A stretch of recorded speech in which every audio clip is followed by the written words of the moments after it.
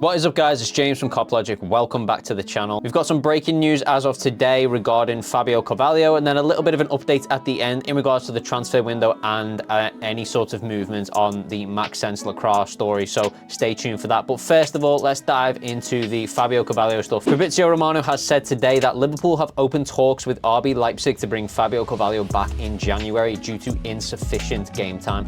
Carvalho could start in the UCL tonight for RB Leipzig, but he only played 257 total minutes so far, and Liverpool are reportedly not happy with this loan. On face value, I get it. Like, he's definitely not played enough minutes at Leipzig, but there are a couple of issues I have with the idea of bringing him back. I'm not against it, first of all, let me say that. I'm not against bringing him back to Liverpool, but my worry is, number one, why he's not getting the game time at Leipzig. You know, they lost Dominic Szoboszlai, and when we all saw this deal happening, we were sending Fabio there on loan and Szoboszlai was coming to us. We kind of saw it as, well, this is perfect. We get Szoboszlai and they get to fill that slot with Fabio Carvalho, so he's going to get plenty of game time at a club at the top level and also going to get game time in the Champions League. Now, that's not happened, and the question is, why has that not happened? Because a similar thing happened at Liverpool with Fabio Carvalho, and there was reports that there was unrest in the dressing room, that he had an attitude problem that Jurgen Klopp didn't like, and that's why he started to slowly disappear from the squad altogether. I mean, if you remember, he had a really great appearance off the bench against Newcastle when he won us the game in the 98th minute, I think it was. And sort of after that, he just seemed to be phased out of the team, and then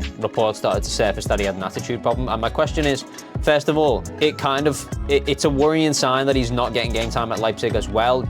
You know, just in case there is a similar problem happening there, in which case it makes him a bit of a problem player. But I'm not going to judge that just yet because we don't know the entire story around his lack of game time at Leipzig, and I guess we'll find all these things out when he returns to Liverpool. But my other question around this situation with him returning to Liverpool is, where exactly does he fit in to this Liverpool squad if he was to come back in January?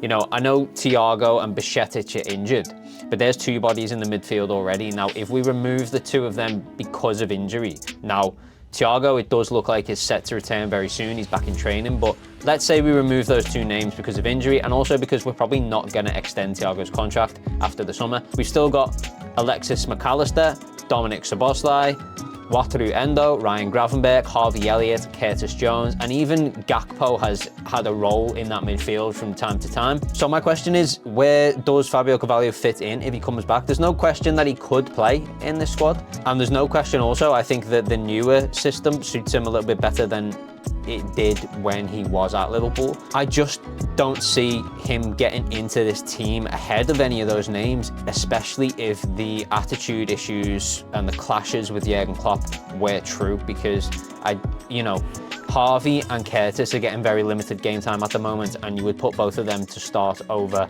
a returning Fabio Carvalho anyway, especially Harvey Elliott, who's been having incredible performances off the bench, but we can't forget Curtis Jones either. He got the assist for Mo Salah's goal against Crystal Palace on the weekend, and then Harvey Elliott went on and scored the winner. So, you know, fair play to both of them. They both had a massive impact off the bench, and really, if you were to just throw Fabio Carvalho into this mix, is he getting on ahead of them? I just don't see it. And if he's not getting on ahead of them, then he's not going to get much game time at Liverpool. So then the situation doesn't really change from where he is at RB Leipzig right now. So it's an interesting story, but I get why Liverpool want him back.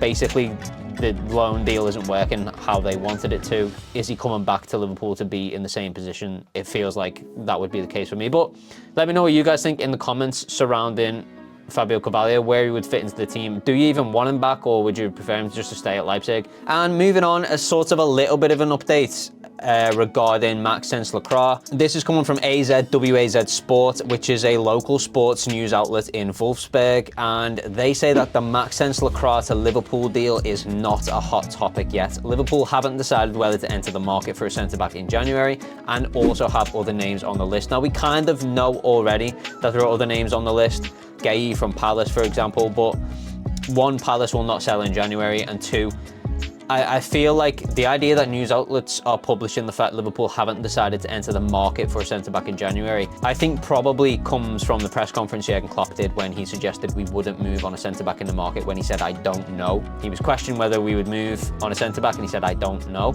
And I like to think that's just Liverpool keeping their cards close to their chest, you know, because if Liverpool tell the world that they're interested in buying a centre-back, all of a sudden all the good centre-backs prices go up, and you're also attracting potential competition from other clubs. clubs if you identify your own target. So I'm hoping that's the case, because we definitely will need centre-back replacements for Joel Matip, who's out injured, and we are probably not going to extend that contract in the summer as well, so he will be off. It makes sense. If you can replace him with a top talent now, then it makes sense to do it now, in my opinion, and Maxence Lacroix is definitely that.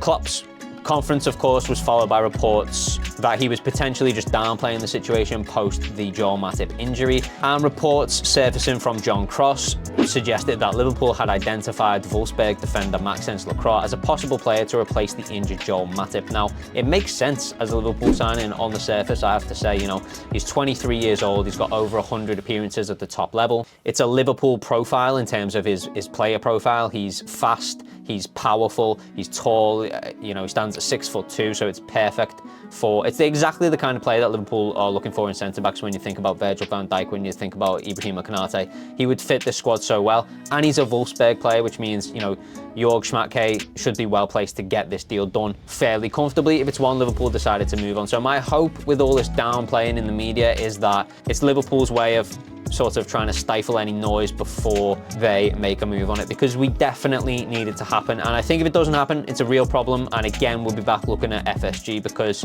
you know, we're in a serious situation here. We're top of the league at the moment. We are genuinely in with a possibility of winning the Premier League this year, I think, but we need to make the right signings, and a centre-back is certainly one of them following the injury of Joel Matip. Virgil van Dijk, 32 years old now, I think, so he's, you know, the more football he plays, the more risk he is of picking something up. And Ibrahim Konate, prone to injury himself. It leaves Joe Gomez as the only real rotation. Jarell Quansah is a kid. Joe Gomez, also injury prone. And Joel Matip probably out for the rest of the season. So we definitely need a centre-back.